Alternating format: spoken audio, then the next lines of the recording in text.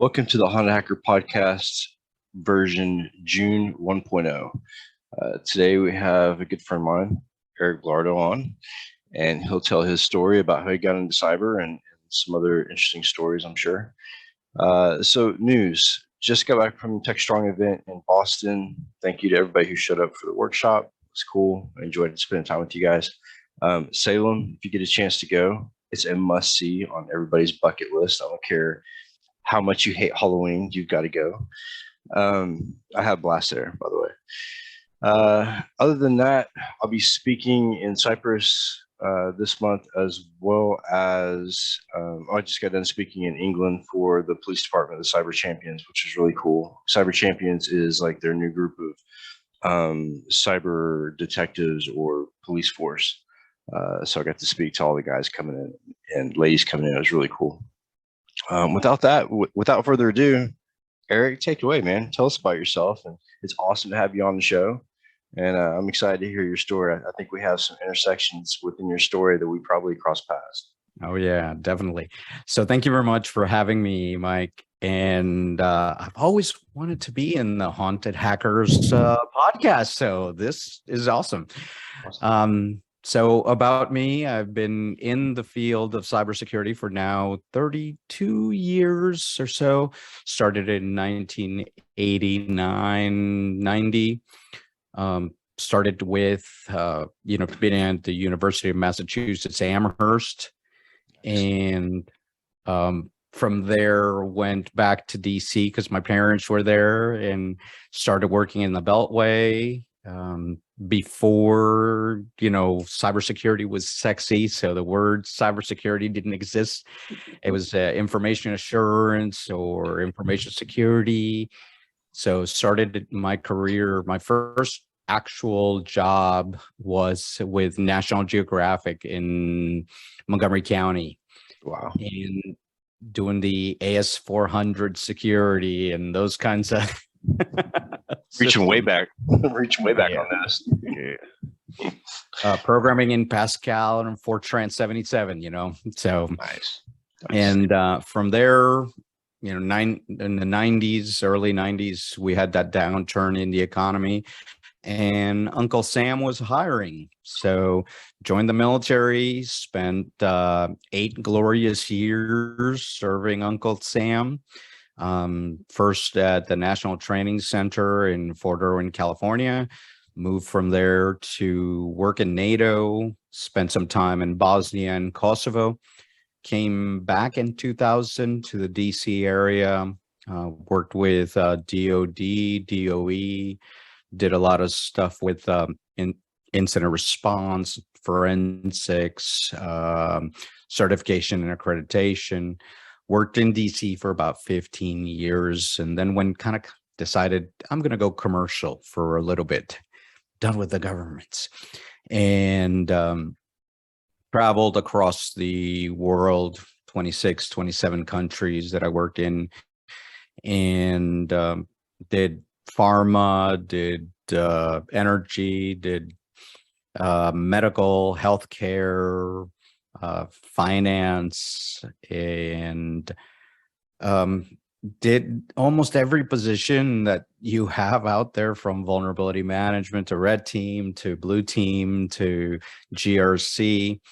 And it was great being able to experience the breadth of our field.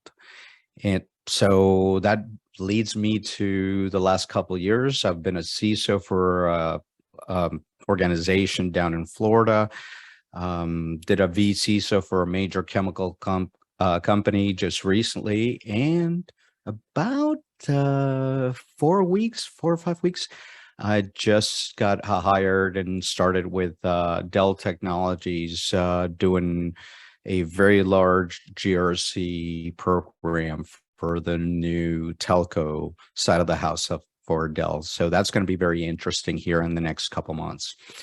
On the other side, as you know, about a year ago, and hoping we get into it, we started out the foundation Raices Cyber which is a foundation that we've founded to bring in more Hispanics, Latino, Latina, and Latinx into the field of cyber.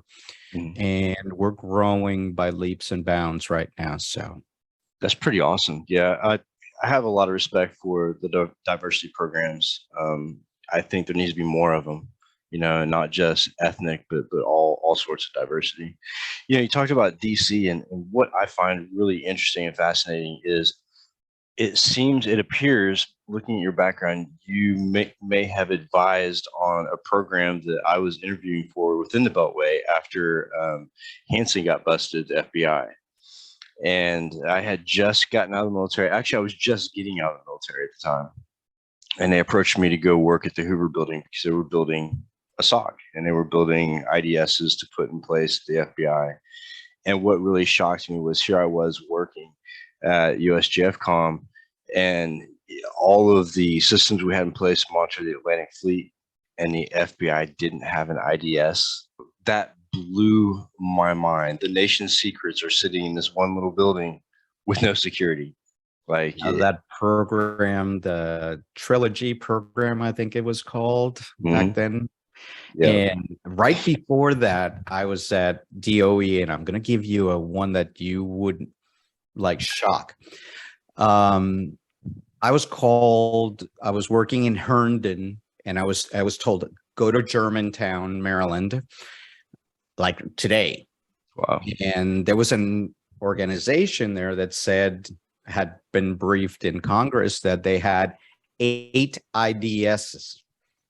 They had 8 IDSs, right? That's what they said to Congress. When I came into the building, I said, where are these IDSs? And they were sitting on boxes plugged in, not to the network. So they didn't lie. They said they had and they were active. Sort of. In true government fashion, they were not lying. Correct. There was just a semblance of truth. They were actively going to be deployed. Right. And the funny part is, across the board, call it that 98 to about 2005, everybody was trying to catch up. So a lot of things were going on. FAA, DOE, all these agencies and civilian agencies were trying to catch up. And there was a lot of that. It's like, okay, well, we need to do this. We need to do that. We need to put, vulnerability management. Well, guess what? At the time, there was only like 2 tools that can do that. And it was Satan. And we didn't even have the tools that we have right now. I think Nessus with Tenable was just getting started. And so we had a lot of these technologies that were just coming up, and nobody knew how to deploy them. So it was like, your security, you're it, go. I don't care if that's not your side, but go do it.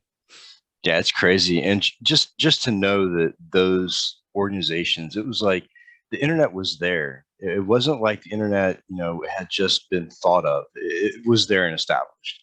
And they had all this lead time to build these defense systems because, one would think, well, we're connecting our computers to the rest of the world. Maybe we should protect them, especially if they have American secrets on them. But they just, hey, we'll just free gun it for a while and see how it goes. And then Hansen gets busted, and all of a sudden there's a huge project by Lockheed Martin and some other DynCorp and some other people that wanted to get in there and create a secure environment, which it shocked me.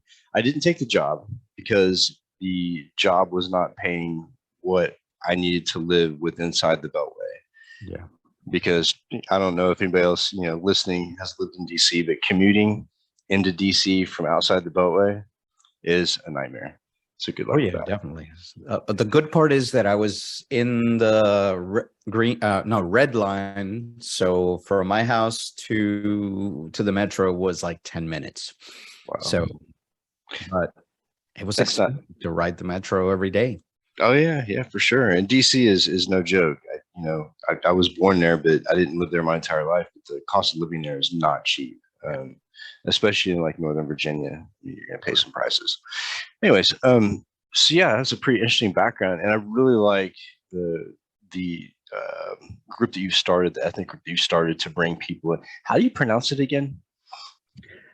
Ra, like the god Ra, Ses. Okay, gotcha. Raices. Raices. Raices. Okay. Okay. Cool. Yeah. We just So had tell, a thing in the Discord, by the way, about like we should have a way to like teach people how to pronounce it. But I Yep. think part of the problem, Eric, is we've got to put our little tilde on there. Well, and the name has a very interesting story. So Raices stands for or translates to roots. nice. So the way that I chose it was root is very important to all of us in security, and roots or heritage is something that binds us all. So I said, that sounds good. But that's the origin of that. Raíces is the roots and also root. So Awesome. So tell us more about it. Tell us more about the organization and what you guys have planned and what's going on, and just give us a pulse on what you're doing over there. Oh, wonderful. Yeah, definitely. So currently we are at 10 city chapters across the United States.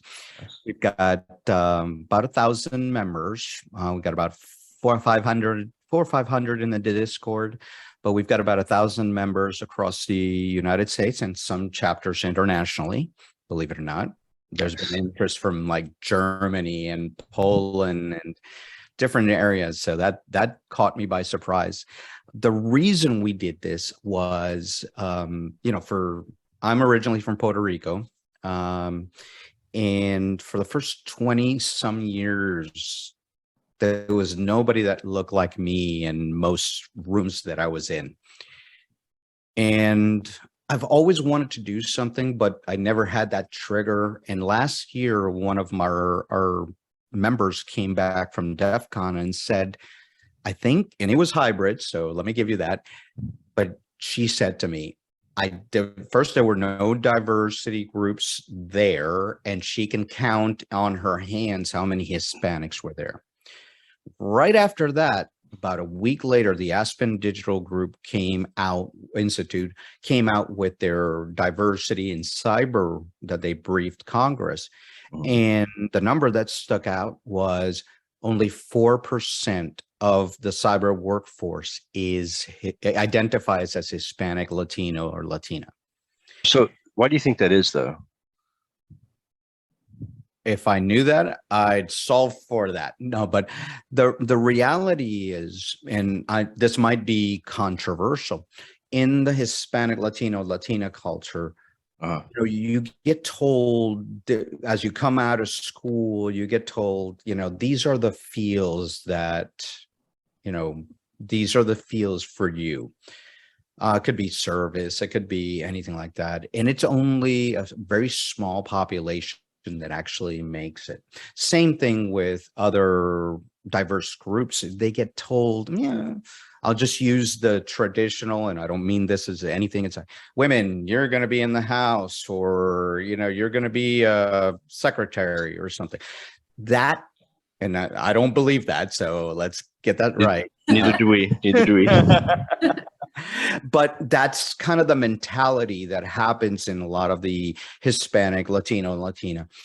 So we're trying to change that from the beginning, the long tail, if you say, from the elementary school, middle school, high school, and even in colleges. I always say this every time somebody puts a microphone in front of me. We have a really bad problem of PR in the field of cybersecurity. Yeah. We say, do you want to get into cyber? Well, that's the same thing as saying, do you want to get into healthcare? There's doctors, there's nurses, there's x-ray techs, there's office managers. We have 50 plus different jobs in the field. And we do a really bad job of saying, come into cyber. That's just not right. And so we have that problem.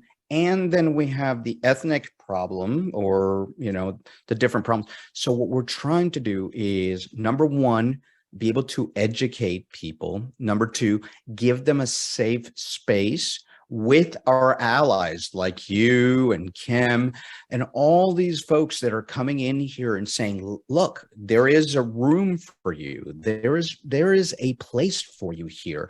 And here's what we can do to educate. And here's what we do to support you. People who have entered the field already or have their beginning of education and certs and this and that, and then they hit that wall. Experience. Yep. Okay, so now I've got certificates, now I've got a degree, now I've transitioned from IT, and now you don't have an experience. So how do we get them there? How do we support them? How do we get them their first jobs? And then while they're there, and all the people in, heck, you and I are graybeards, Right. we still need support. We still Right. need to be able to talk to somebody and saying, how do I solve this problem? So that's our 4 pillars of support: the education, the networking, the job support, and the mentoring. So That's really awesome. I'm repping the Denver chapter. So anybody in Denver listening, reach out. Nice. That's really awesome, man.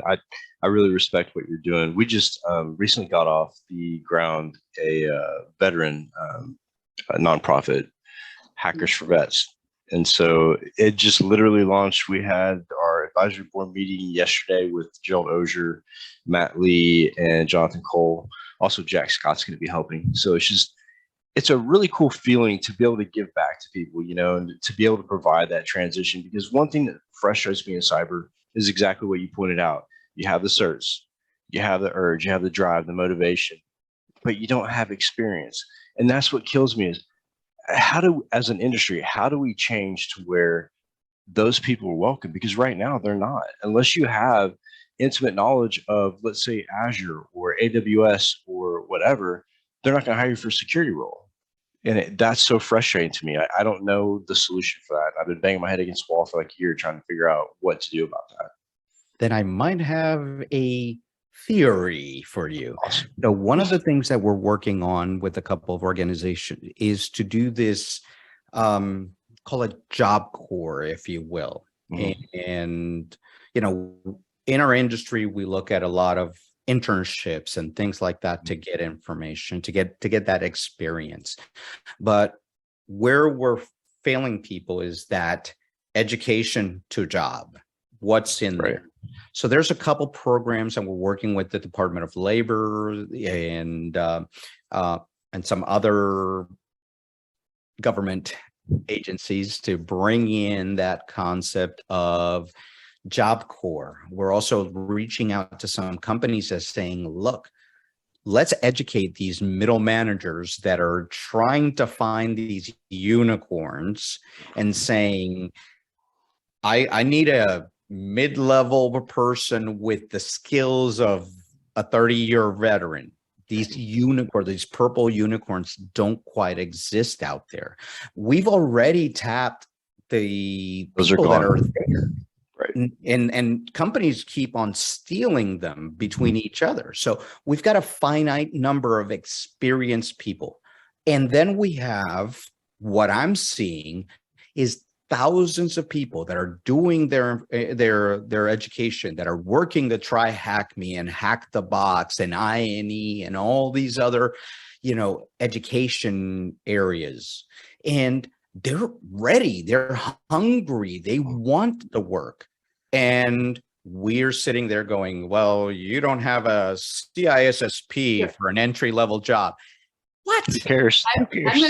I saw something the other day. Now, this company in particular, I have a grudge against because they have a tendency to hire the lower of the low. And I hate to say it, but they're typically known it's like a mall cop. You see them at the Walmarts and all the different places, and hey, it gives people jobs, but they do not pay well.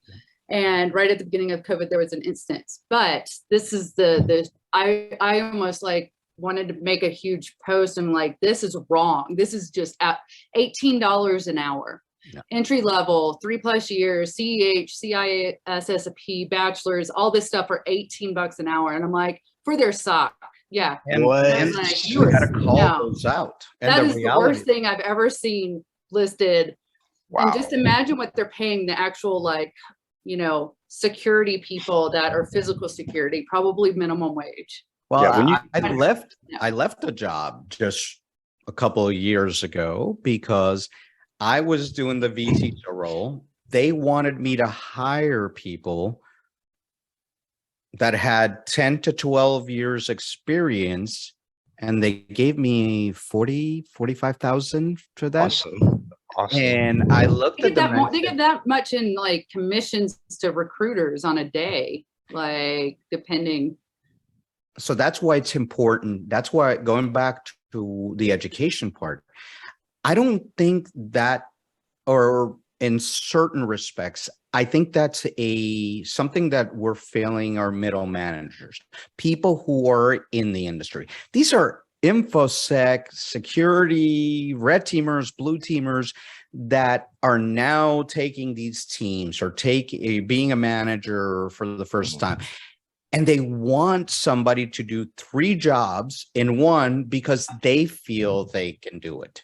Right. It's not that the job is there. Right. Look, you can hire 3 people for the price of 1 experience and get a larger team.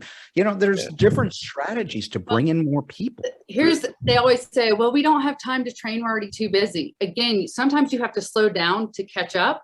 That's a red Because flag. at the rate that they're doing, and my biggest thing right now is if you want a unicorn, hire somebody with less experience, less money, train them and give them a bullhorn. See, that's what we do at the company I work with now.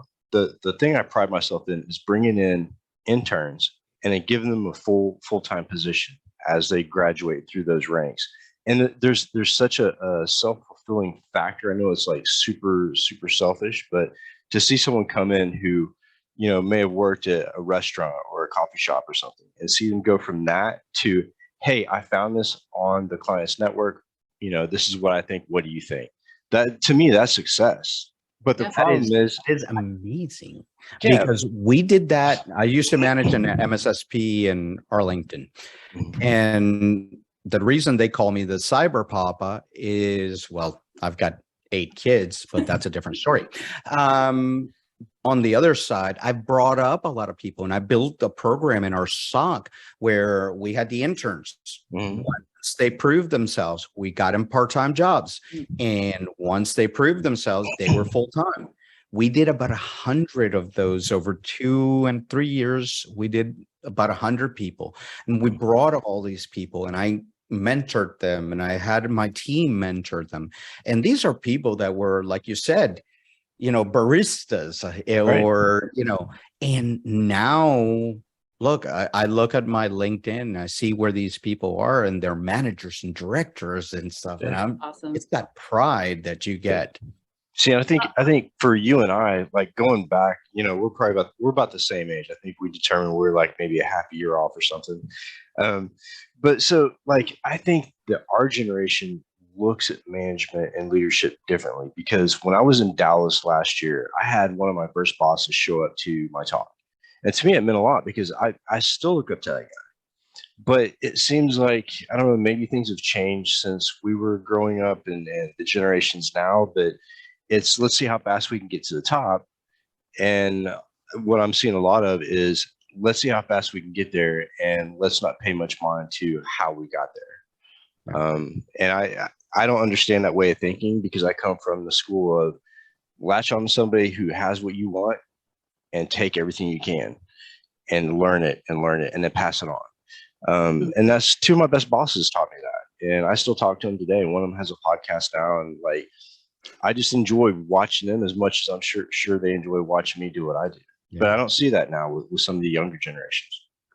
I don't know if that's, well, I guess I can kind of see that, but I mean, there's so much on social media. Everybody's giving back. It's kind of like, do I need to do one more thing, or how there's that side effect of social media. I'm not good enough, or do I want to put myself out there and not be seen, and that causes more damage to people that may or may not need it. So I can kind of see where like that social media could have an effect on that. But I mean, And that Well- imposter syndrome that everybody, Bad. it's getting 10 times because of what you see on social media. Yeah. But this is what I tell a lot of people. Technology changes every 3 to 5 years. Yep. That means that somebody like us that's been in the field for 30 years, everything we learned back then that we have 30 years experience is in a And we don't. museum right now. Yeah, right. Okay. So I That's- tell people, and this is one of the things I had this experience, and I'll tell you guys this. Somebody in an interview told me that they needed 10 years experience in this tool. And I said, It'll be gone. that tool has not been out for 5 years. They're like, no. And I said, do you want me to call the CEO and he'll tell you? And that was in an interview. That happens a lot because people want 20 years experience in a tool that's been around for 3 years. And I've seen that in job postings. Yeah. So there's that part. And then what you were saying, Mike, about the way that people manage. Okay. So one of the things that I'm trying to bring is both the military side of the house where we work as a team. It doesn't matter. We're trying to get to an objective. And that's part of what we used to do when it was like, okay, how do we do this? How do we get together, and do these things and achieve these goals? And it wasn't so much about who's going to be the next manager or who's going to be the next CISO. We were working as a team. Somewhere along the line with the other generations, it was about me first, me first, me first. And then it started to change again. And I think we're getting back to a community of like-minded individuals.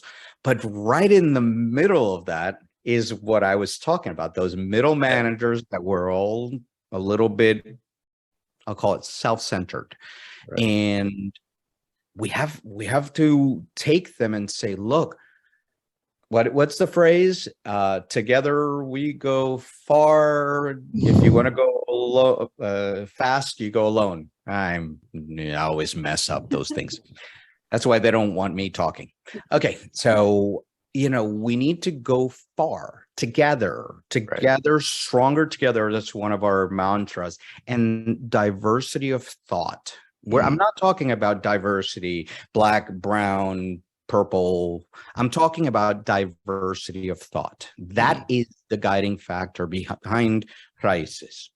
That's really awesome. And the idea of thought, and let that being a driving factor, the diversity of thought, is really interesting point, because one of the things that I battle with when I flip on social media, when I look through Twitter and whatnot, is that diversity of thought. There is no diversity of thought. If you get one influencer with an opinion, no matter if you value that opinion or not, then guess what? You have half the industry following that opinion because that person said that. And to me, that's so asinine. Like, even between influencers, like, we don't all agree. Like, it's not something that we agree to do, but all these people that follow these influencers, it's like they repeat everything in a spin cycle that comes out of social media. And one of the things that we need to tell people is cybersecurity is an art and a science. Yes. Okay. The art part is doing things differently, being creative in how we achieve these goals. And people, when I define cybersecurity, I say the art of science of protecting data. Yes. Not a science that's always right and a lot of these influencers take that called the hard path. This is the way to do it, and don't talk to me. Look, I'm a veteran of InfoSec Twitter. So oh God, I've got the t-shirts. So actually, disability for it. Yeah. So you say something, and I always try to frame things on social media as, what have you thought of doing it this way? Right. And yeah, some people do change. Other people will beat you with a stick. But it's important that we are open-minded, because we, as defenders, all of us, red, blue, green, I call it TRC green. So all of us, purple, red, blue, green, forgot my purple. We're all, our purpose is defending. We have to defend against the threat actors out there. Okay. So we will fight up against each other instead of aiming at or defending out there through our threat actors. Well, guess what? Get together. Let's come up with some ideas. Let's have some diversity of thought in a SOC. Some people might think of something that other people didn't see it. If we follow each other and say, that doesn't look like a bad thing, and the other person says, that looks like a privilege escalation. Yeah. Might want to take a look at it. So actually, I wanted to bring up something that you mentioned, and this may, I forgot who I heard this from. So whoever, if they were watching this, I hope I can give you credit one day, but somebody had posted and talked about in one of the groups that I'm in, about one of the reasons that we have such a problem with diversity in these different groups. And part of it may stem from the fact, there's a couple different reasons. This one that they brought up was just how we even communicate differently in like how I'm going to use the Latinos, how Puerto Ricans versus Mexican versus Spain have different languages, right? So when we're speaking, now granted, code is code, zeros and ones or zeros and ones, but when we're talking to different cultures and different backgrounds, even north from south, like south just in the United States, not even talking about North America versus South America, like we have so many cultural differences that we need to take awareness of, that we need to speak different. We almost get, it's so like, well, this is so black and white. Well, one, who said that? Like the way that we speak, it's kind of like when I first learned Spanish, the first sentence I ever learned, and it was, permíteme presentarme a mí mismo. Don't lie. So the first ones you learned were all the cuss words. Or the bad. No, I know. I was a good kid. I did that. But no, like it was off this tape, and when I got around somebody where I could use it, they're like, who taught you that? Like, that's not, like, that's if you're going in front of like the king and queen kind of crowd. Okay, so let me stop you and say, I say all the time, we're 26 countries divided by 2 common languages. Portuguese and Spanish are both Hispanic, Latino, and Latinos. So we all come from the Spaniard side of the house. Okay, that's where we all come. So we have 26 languages. Even in the Spanish, we have 26, different dialects. Okay, and it's funny because how do you identify a Puerto Rican versus a Mexican? There was a joke comedian, coming on. Yeah, Gabriel Iglesias, yes, Fluffy. Yes, Fluffy. If you watch that, he has a video called "How to Identify the Different Hispanics," and he says Mexicans sound like they're slow, high, and hey, vato, how are you? And Puerto Ricans sound like we have a time limit, and there's everything in between, So yes, it is hard even within the culture to communicate. The words that we have, even though we're all speaking Spanish, a word in Mexican Spanish versus a word in Puerto Rican Spanish could mean different things. Totally different. Absolutely. Very different things. There's one. So how do you say gnat? The gnats that you get in the summer. In Puerto Rico, we say one word. In Mexico, there's a different word. If you use the word, you're talking about a male anatomy in one. But in the other one, it's a gnat. Right. And I think the English language too has that same problem with multiple meanings for the same word. Like English is probably one of the most confusing languages to learn. yeah. But growing up in Texas, like I had to learn Spanish, and most of my friends were Hispanic, and that's just the way we grew up. So, one thing I like to joke around with people about is when you meet someone from Puerto Rico, don't ever call them a Mexican, because that will start a war.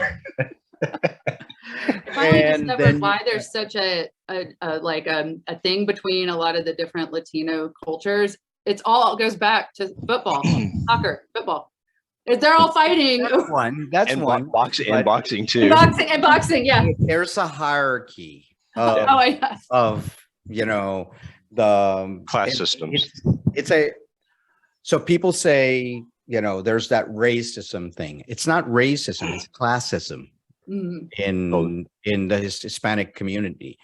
And somebody from higher education, higher class, if you will have a higher class. So that's why some countries will say, how can you confuse me with that? Because it's the classism. That's how we were born and raised. In Puerto Rico, you can be black, Every color, like night black, and still be Puerto Rican.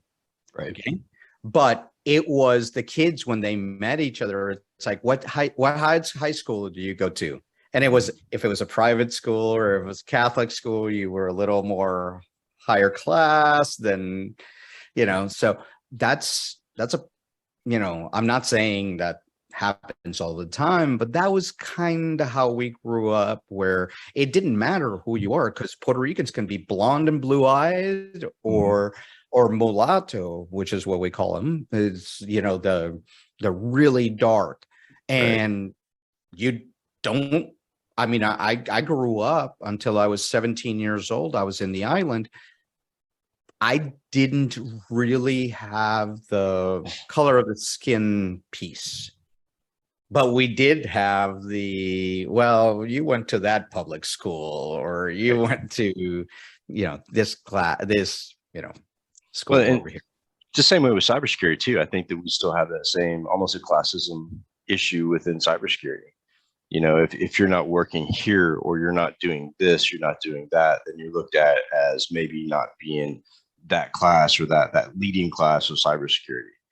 And you see a lot of people trying to get to the top of that class by doing some pretty rough stuff and not really thinking about people below them. But I think we still have the same problem. I think it's a social problem. I don't think it's necessarily a cultural problem. I think it's just a social problem, with people in modern day time. Oh yeah, definitely. I think we need to attack that by putting our best foot forward. And that's why whenever I talk about Raices, I talk about the Latinos, the Latinas, the Latinx, the Hispanics, and our allies. And it's very important that I add that, because it needs to be inclusive. It needs to be everybody working towards a goal. And the goal is protection. Well, Eric, roots of a tree don't grow unless you have other people and things that give it nutrients and support and growth, like the dirt and the nutrients and all that good stuff. So I choose not to be the person that gives nutrients to the tree. I'll save that for a later date. I'll keep you away from the tree. Yeah, exactly. So what's on the horizon for you these days? I've seen your background. I see everything you do with Cyber Warrior Studios and all that good stuff. So tell me what's on your radar from here on out. What's your goal? So, just like you, we have gotten to this point where we've gotten to these bigger roles and been a CISO, this, that, the other. I'm trying to find a happy medium when it comes to my role. Okay. At this point in time, I kind of joke that I peaked and now I'm going downhill. But what I want to do is want to be able to impart the knowledge that we have to the next generation. That is, for me, what I want to do. And like I said, is keep up with the technology. We can't keep up with all this new technology that's going on, but try his best to keep up with the technology and keep on learning and moving forward. The big thing for me right now is, like I said, this new job and building that division or supporting that division. And then with the Raices, is built this into an organization that's going to be something good for the kids, the adults, the the local chapters, the veterans. So I missed telling you that. So we have as well a veterans group in there. So Nice. let's talk about that. Yeah, for sure. And being able to support each other. We have 10 different diversity organizations right now working together on this, with the Black Girls Hack and Women's Society of Awesome. Cyber Jiu-Jitsu, Raices, and other organizations. Share the Mic in Cyber is also part of our coalition. So we're trying different things so that we can work as a team and build a better and more inclusive society in cybersecurity, with women, men, Latinx, anything out there that we can bring into this field. Because the important part is bringing people in, because we are going to need those soldiers and those NCOs and those officers to help us protect, to do red team, to do blue team, to do work in these SOCs, to work, in these penetration testing teams, assessments, doing all these different things that we need, or else, it's going to impact our critical infrastructure. Yep. Oh, for So sure. people are critical infrastructure. That, and it's going to affect the critical infrastructure, the way that we do business and politics. I mean, everything kind of intertwines. And that's what I try to stress to people is, keep an eye on what goes on in the world, because everything indirectly affects every industry, especially geopolitics. And if you're listening and you don't fall into one of the diversity categories, but you want to help, reach out to those groups that do have the diversity groups and those types of organizations, and reach out and ask what you can do to help further their cause.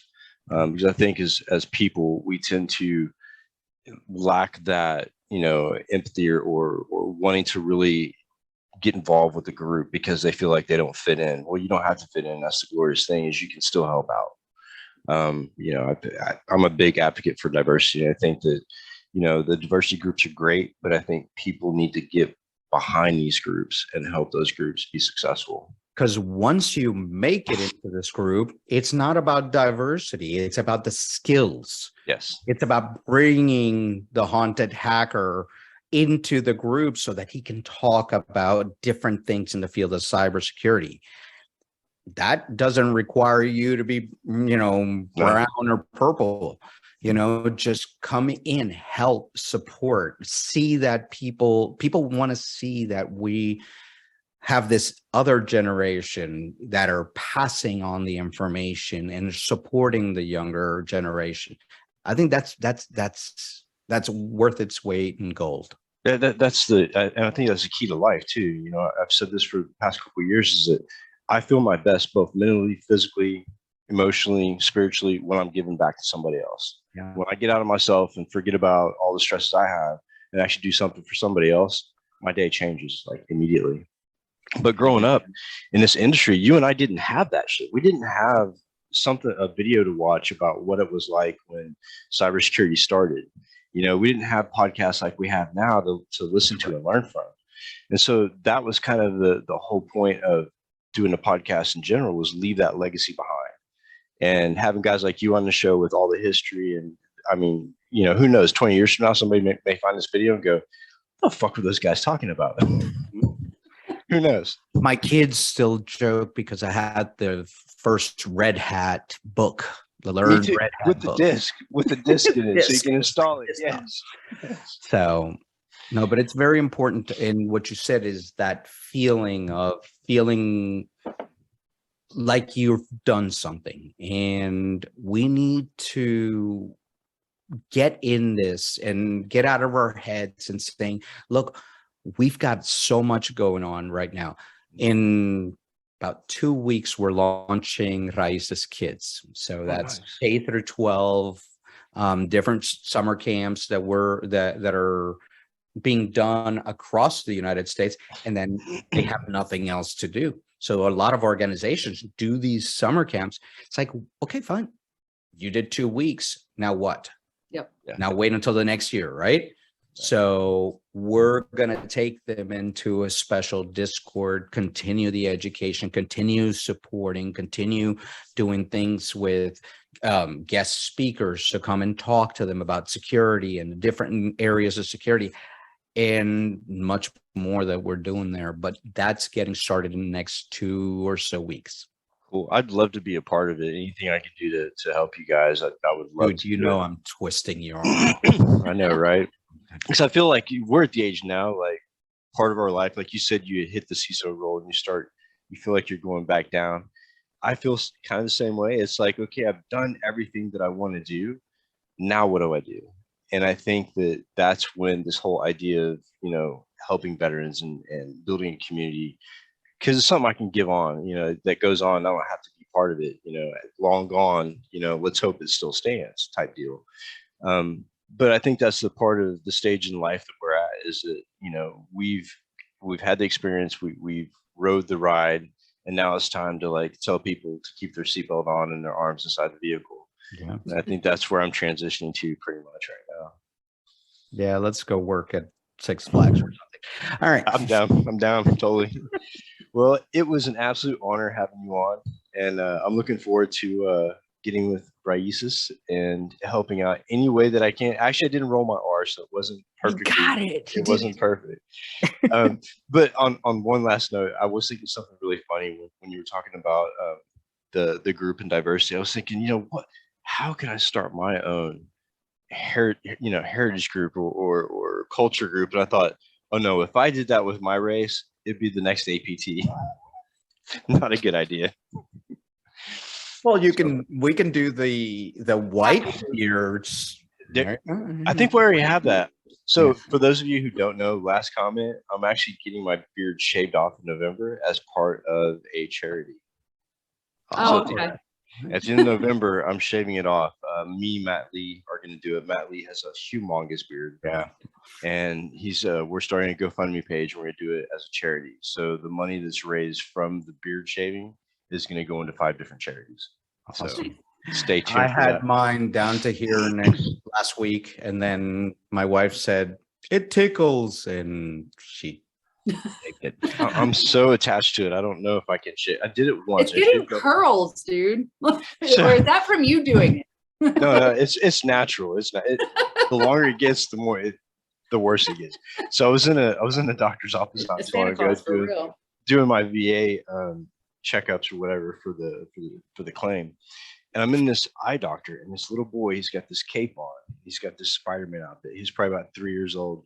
His mom's checking out, and he keeps staring at me. I can feel him staring at me. So I look over, and he looks at me. Without breaking eye contact, he yanks on his mom's shirt. He goes, "Mommy, Santa Claus." And the lady behind the counter goes, "Maybe bad Santa." Oh! So guilty as charged. Anyways, it was great to have you on, and I look forward to doing more work with you, Eric. It's always a pleasure talking to you. And for everybody else, Are you going to DEF CON?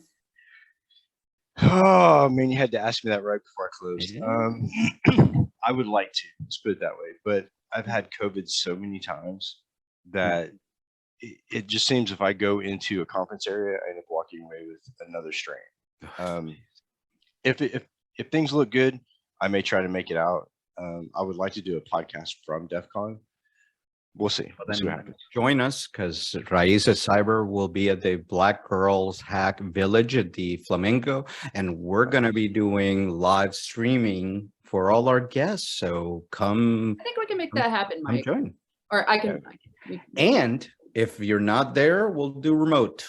Yes. Cool. Yeah, I'll definitely join. I'm all into remote.